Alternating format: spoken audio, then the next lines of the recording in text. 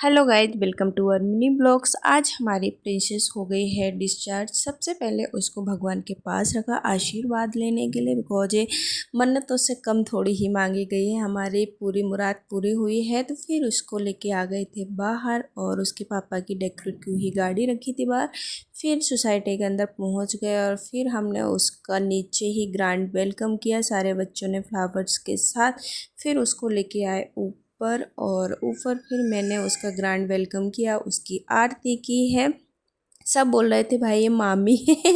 मामी ने उसका वेलकम किया है अपनी प्रिंसेस का। और फिर प्रिंसेस दीदी ने एंट्री मारी घर के अंदर। घर बहुत ही अच्छा डेकोरेट करवाया था। दीदी बहुत खुश हो गई, बेबी जब बड़ा होगा तब देखेगा। फिर मैंने उसकी उतार दी है नज़र, बिकॉज इतने दूर से आई है। फिर उसको आ गई थी नींद और वो सो गई, दीदी की गोदी में थोड़ा सा खेली। गाइज आज का मिनी ब्लॉग इतना ही। अगर पसंद आए तो लाइक शेयर कमेंट जरूर कीजिए। Thanks for watching, bye bye.